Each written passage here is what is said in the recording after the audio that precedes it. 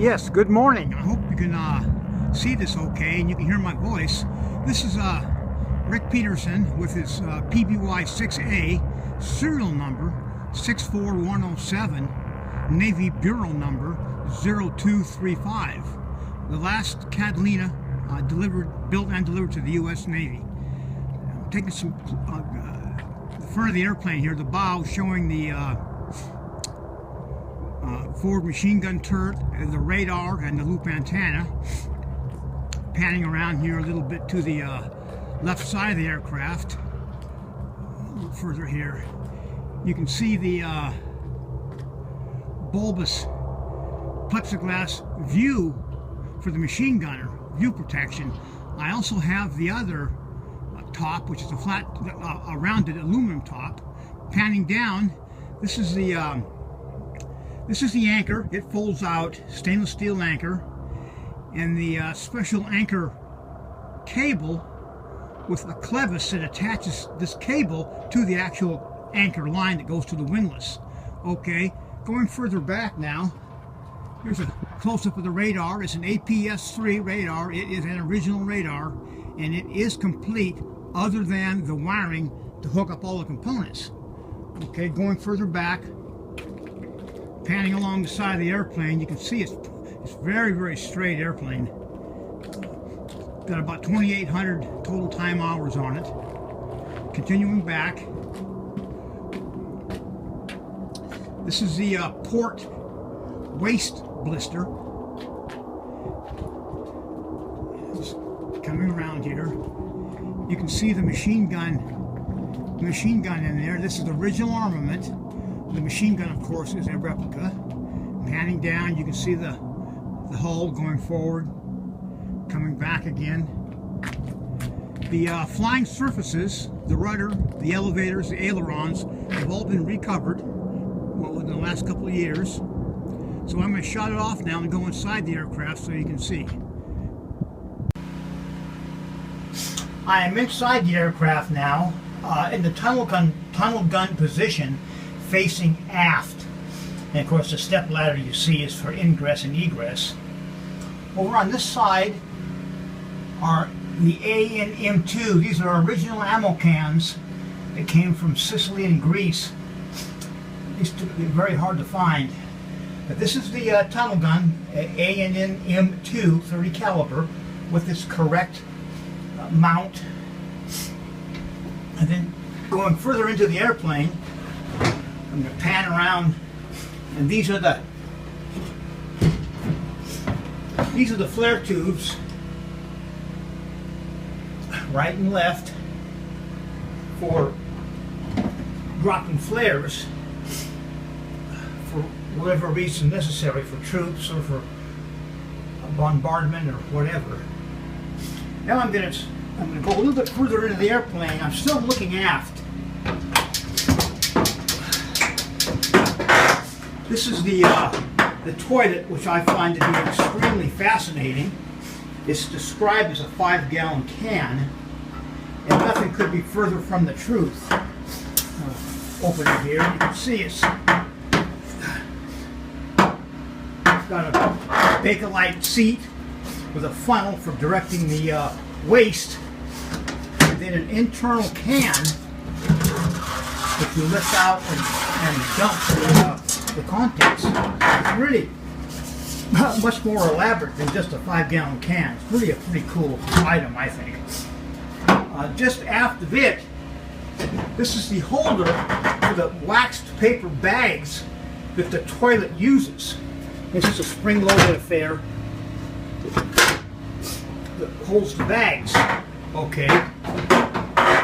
Now I'm going to reverse direction here. I'm going to walk further aft. Then I'm going to turn around. There we go. Turn around.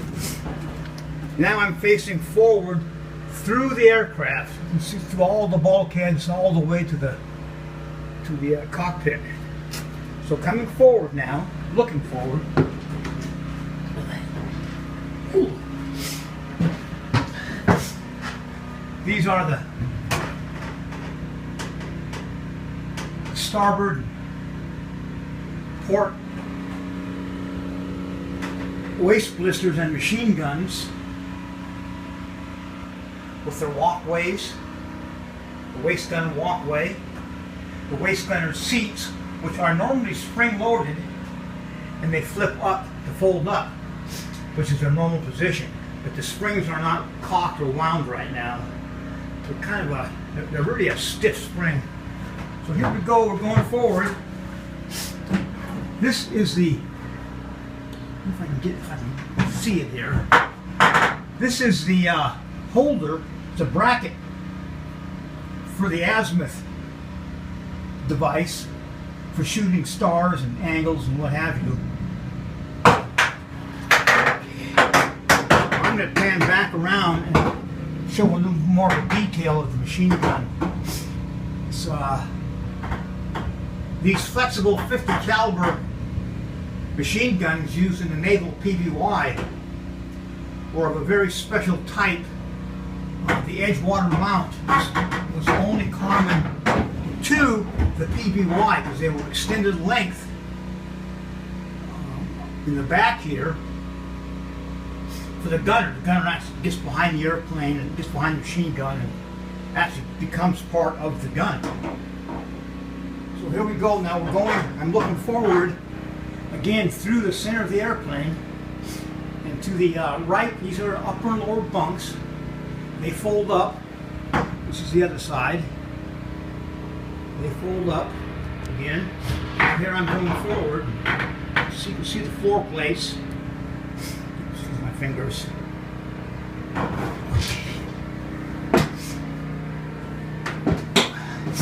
Now these right here, these are the two pumps that were in the airplane. The lower one is the Romek fuel pump, which could be used also for pumping the bilge. And the one behind it, up above it, is a bilge pump, self-priming bilge pump. Both of these have stickers of NAS Sand Point Naval Air Station with a PBY on the sticker. Behind the door here, you can't see it real well, is a sea chute for throwing in the water to slow down the drift of the airplane. It's about a 30-inch diameter parachute-looking like device. Now this right here, what you're seeing, this is the lifting attachment cable for picking the aircraft up by the tender while at sea to lift the aircraft up and service the aircraft, perhaps patch bullet holes or whatever, by the tenders. Pretty historical item, pretty neat. Going further aft, this is now the engineer's area. This was just a gear locker, like for rope, things like that. It's an interesting locker. The top opened on this section of it, and then the bottom, or the forward end of it, the door opened in this manner. Okay. This is a port for manually dropping the landing gear in an emergency. This is the landing gear dropping lever, kind of an over-center lever. This is the crank to try and hand start the engine, which I can't imagine. That'd be a pretty tough job. Okay, going over to the a little more forward, this is the APU stand that holds the Eclipse Bendix APU, and just forward of it is the tank for the propeller de-icing fluid. Tank for the propeller de-icing fluid. And then panning a little bit to the right, down, these are food lockers. These food lockers, by the way, are relevant to this airplane. In other words, they were part of this original airplane's packages that came from Consolidated. These are original. This is the two-burner stove, which, as far as I know, this is the only one in the world. Now, I may be mistaken, but I've looked far and wide and not been able to find another one or anything even close. This is the ladder to help the engineer up to the engineer's area. These are 2 of 4 water tanks. These water tanks are 4.2 gallons apiece. They carried a lot of fresh water in these things.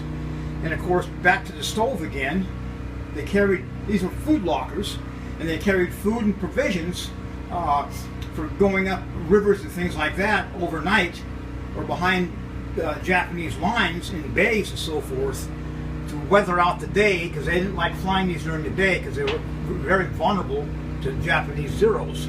This is the hand crank to raise and lower the floats, which is this apparatus right here. Then you have the footrest, the engineer's footrest, which folds down. Now, panning upward, this is the engineer's compartment where the engineer's instrument cluster is, which I do have in my shop, and it's been completely 100% restored. Absolute. And above it are the 2 fuel flow meters, and between them are the idle, mixture, and rich controls for the engines. Are going all the way up. You see these 2 aluminum oval pieces side by side. What plugs into those are the fuel gauges, the right and left fuel gauges for the fuel tanks. I do have those. I have they're new, surplus new. I have not installed them yet. Most people take them out. As a matter of fact, they all do. I think because of safety reasons, I'm not sure. Going forward, this is the radio navigation area room. I hope the sun is not. Get forward here a little bit. I'm going to turn around and pan this thing around. Okay. Oh boy. Okay. Going forward and starting back. These are the water tanks mounted on the aft bulkhead wall. This is what would be bulkhead number 2. And panning aft, this is navigator's window, navigator's instrument panel. Panning back further, this is the navigator's oculant and binocular box. Let me get this thing open. You can see inside that the sun's awful bright. And then this is the master compass. And this, of course, this is a navigation table itself. It has a drawer for the charts, a very wide drawer. It's about 4.5 feet. Then a small drawer for the chronometers, which is what these 2 holes are for. They're for the chronometers. You can just look through a plexiglass window and view the exact time and distance. This is a little material box to hold this manuals and materials, things like that, relevant to the airplane and or navigation. Dropping down here, these are the fuel boost pumps, and below those are the fuel strainers. Now, panning a little bit back, this little box right here is for the spare bulbs in the airplane.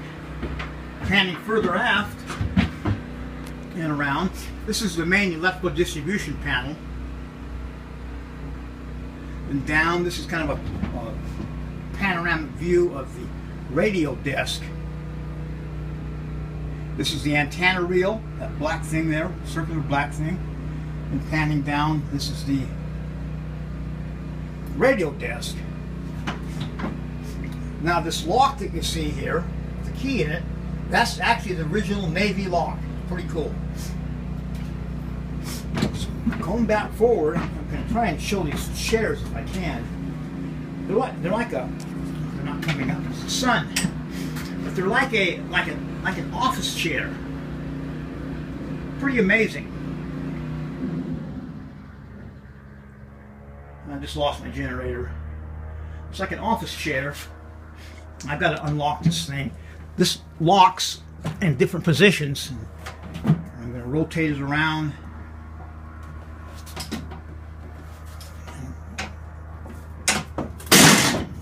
Fits in back there.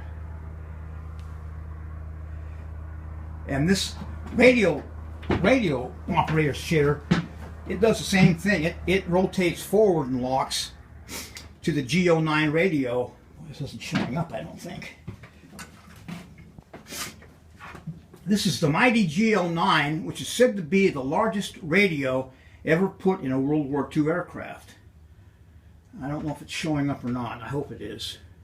Because the sun is directly into the windows from the cockpit. Then up here, oh boy, these are the ATB and ARB radios. They're called the twins. This is an ART-13 ART-13 radio. And then below this is part of the AN-APS-3 radar, search radar. And this is a complete radar in all aspects, except I don't have the wiring harnesses. This is the radar chair, little bitty chair here. And this, spinning around, and then it rotates. God, these things in and out of the way.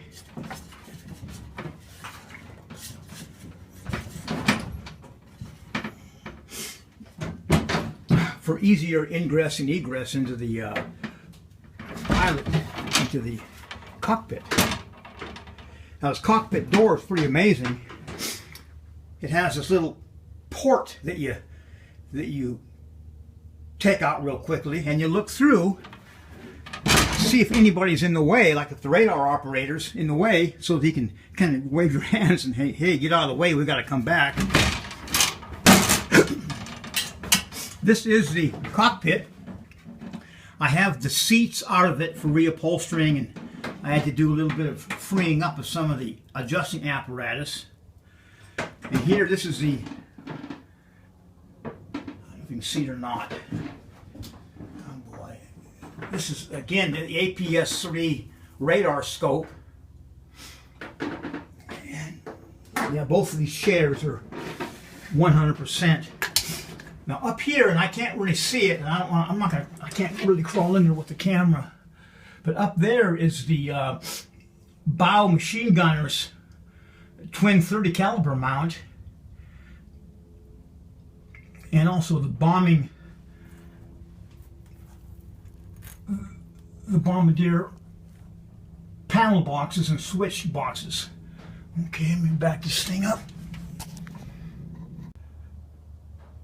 So now I'm looking aft again from bulkhead number 2, which is the bulkhead right behind the pilot and co-pilot seats. Again, there's a navigator's instrument panel, the ocular and binocular box with the compass, fuel pumps, strainers underneath, the navigation table, and then panning around to the other side is the radio man's chair, radio man's desk and shelf.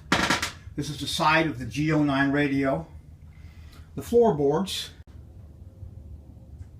box for the light bulbs. Going further aft,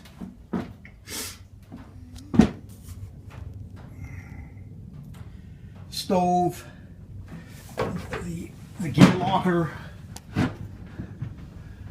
all these wonderful things.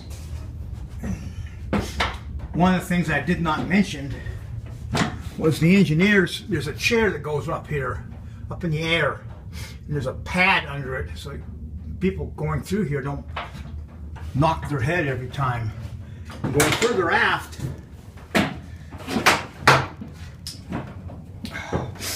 these are the 2 fuel gauges, fuel sight gauges, level gauges I was talking about earlier that are not mounted. There's a plastic gauge with a float in them that tells the engineer how much fuel they have in the aircraft. These were extremely long-range airplanes. Going back aft again, quick review, machine guns, waist blisters. These waist blisters, this is all original as issued to the Navy. They have the inflatable blister rubber gaskets, and they do inflate. Going further aft, we're going to take a look here. This is what this little pump here with the black handle looks like a bicycle pump. That's what inflates the blisters. This little hatch right here is how you reach into the airplane when it's locked, and you reach in and unlock it. Move the blister handle down, or up I mean, and to unlock the blister so you can rotate it open for ingress and egress. Well, that's about all. Thank you very much. This is the engineer's instrument panel that is not in the aircraft. I have it in my shop at home because I don't want to get damaged. But, this is the instrument panel. It is absolutely complete. The gauges have all been overhauled and they're all time period correct. The item in the center is the idle mixture rich control, idle off. Then the two other meters to the right and left of it are the fuel flow meters for the main engines. Okay, that about wraps it up. Thank you very much. Just add it to the other pictures. You get a kind of a complete deal of what's happening here. This is the engineer's chair. Sitting in the chair is the lube oil tank for the APU. Behind it are the pilot and co-pilot seats, all in very nice shape. Swinging around here,